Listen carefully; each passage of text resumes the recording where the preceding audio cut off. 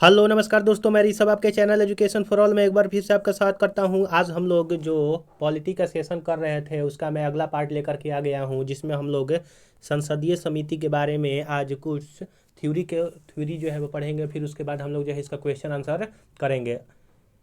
मैं जो है वो polity chapter wise theory plus MCQ जो है वो करवा रहा हूँ। अगर आपने पीछे वाला वीडियो नहीं देखा है तो प्लेलिस्ट में जा कर के देख सकते हैं। घटना चक्र पॉलिटी के नाम से जो है वो प्लेलिस्ट बना होगा, आप जो है जा कर के देख सकते हैं। आप किसी भी एग्जाम की अगर तैयारी कर रहे हैं तो उसके लिए ये बेनिफिशियल रहेगा। तो चलिए हम लोग जो है वो स्टार्ट करते हैं। अगर आपको ये वीडियो पसंद आए तो वीडियो को लाइक कीजिएगा, अपने दोस्तों में शेयर कीजिएगा, और अभी तक चैनल को सब्सक्राइब नहीं किए हैं तो मैं आपसे निवेदन करता हूँ कि चैनल को सब्सक्राइब भी कर दिया कीजिएगा। तो चलिए आज का पहला पॉइंट इसमें देखते हैं हम लोग संसदीय समिति में कि संसद विभिन्न समितियों के माध्यम से अपने कर्तव्यों का निर्वहन जो है वो करती है। यानी कि जो संसद होता है, हम लोगों ने पीछे पढ़ा कि संसद जो है वो 3 अंगों से मिल करके बना होता है।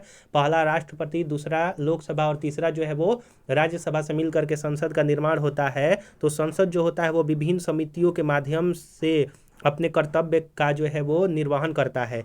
ये समितियां सदन द्वारा नियुक्त अथवा निर्वाचित की जाती हैं या अध्यक्ष या फिर सभापति द्वारा नाम निर्देशित जो है वो की जाती है। यानी कि जो इनके ये जो समिति होती है वो सदन द्वारा नियुक्त किया जाता है या फिर निर्वाचित किया जाता है, और उसके अध्यक्ष और जो संसद के अध्यक्ष या फिर सभापति होते हैं वो जो है वो समिति का नाम और नाम निर्देशित की जाती है। ये अध्यक्ष और सभापति के निर्देशानुसार जो है वो कार्य करती है तथा अपना प्रतिवेदन सदन को या लोकसभा अध्यक्ष या सभापति को सौंपती है। यानी कि जो समिति संसद के द्वारा बनाई जाती है वो अपना जो रिपोर्ट, एक तरह से बोल सकते हैं, वह लोकसभा अध्यक्ष या फिर सभापति को सौंपता है। सभापति कौन होता है? राज्यसभा का जो पदेन अध्यक्ष हम लोग बोल सकते हैं वो सभापति यानी कि उपराष्ट्रपति होता है।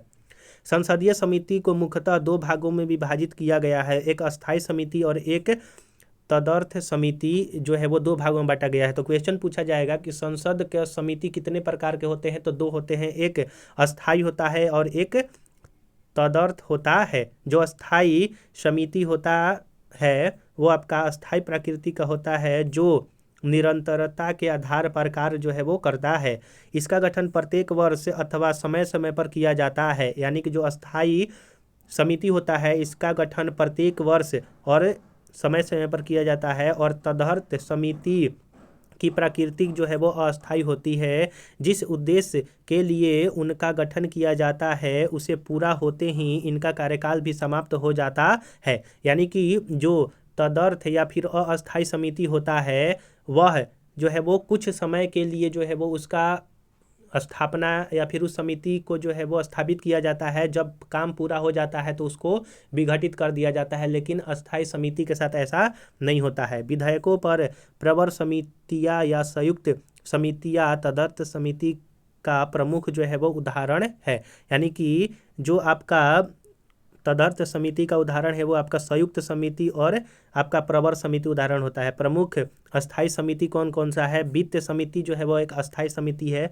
विभागीय अस्थायी समिति होता है। फिर उसके बाद जांच समिति अस्थायी समिति होता है। परीक्षण और नियंत्रण के लिए गठित समिति जो है वो अस्थायी होता है। सदन के दैनिक कार्यों से संबंधित समिति जो है अस्थायी होता है। वहीं सदन समिति अथवा सेवा समिति, अनुसूचित जातियों और अनुसूचित जनजातियों के कल्याण पर समिति आदि, ये सारे जो होते हैं वो अस्थायी समिति के उदाहरण हैं। तो आप इन समितियों का नाम अच्छे तरह से याद रखिएगा। एग्जाम में हो सकता है कि आपसे पूछ ले कि कौन सा अस्थायी समिति है और कौन सा अस्थायी समिति है। वित्त समितियों के अंतर्गत लोक लेखा समिति, प्राक्कलन समिति तथा सार्वजनिक उपक्रम समिति शामिल होते हैं। यानी कि जो वित्त समिति है उसके अंतर्गत लोक लेखा समिति जो होता है, प्राक्कलन समिति होता है और जो सार्वजनिक उपक्रम समिति होता है वो शामिल होते हैं।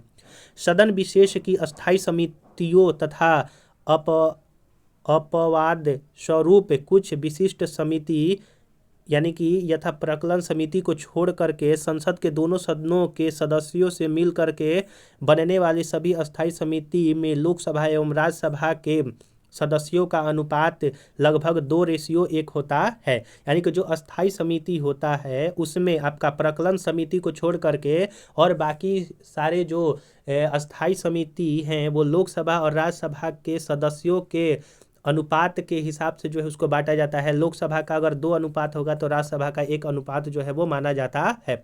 और प्राक्कलन समिति में सारे के सारे जो है वो लोकसभा के ही सदस्य होते हैं, आप ये भी याद रखिएगा।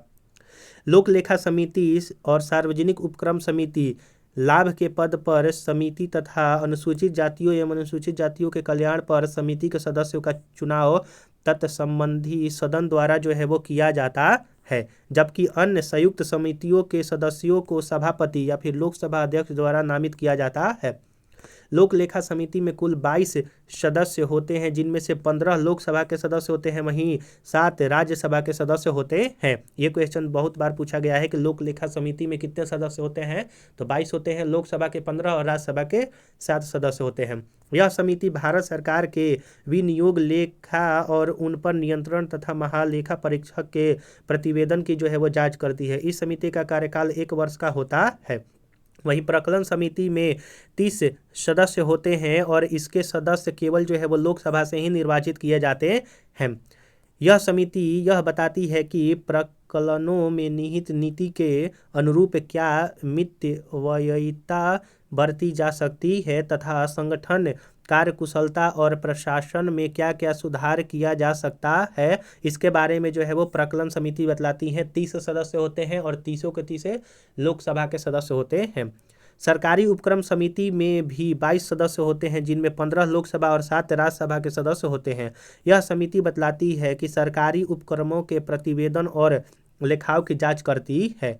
याचिका समिति के सदस्य की संख्या लोकसभा में 15 तथा राज्यसभा में 10 होती है, यानी कि टोटल 25 सदस्य होते हैं याचिका समिति के। लोक लेखा समिति अपनी रिपोर्ट लोकसभा के अध्यक्ष को जो है वो सौंपता है। सामान्यतः लोकसभा के विपक्ष के किसी सदस्य को इसका अध्यक्ष जो है वो नियुक्त किए जाने की परंपरा है। इस समिति के अध्यक्ष की नियुक्ति लोकसभा अध्यक्ष द्वारा किया जाता है। तो याचिका समिति में टोटल 25 सदस्य होते हैं, जिसमें से 15 लोकसभा 10 राज्यसभा के सदस्य होते हैं और ये लोकसभा के अध्यक्ष को अपना रिपोर्ट सौंपती है और इस समिति का अध्यक्ष को लोकसभा के अध्यक्ष जो है वो नियुक्त करते हैं। तो हम लोगों ने कुछ समितियों के बारे में यहाँ पर पढ़ा और उससे रिलेटेड कुछ क्वेश्चन दिए हुए हैं, जो कि मैं अगले वीडियो में कवर करूँगा, क्योंकि वीडियो ज़्यादा लंबा हो जाएगा। अगर आपने पीछे वाला वीडियो नहीं देखा है तो आप प्लेलिस्ट में जाइए और जा करके जो है वो चैप्टर वाइज आप जो है वो देख सकते हैं।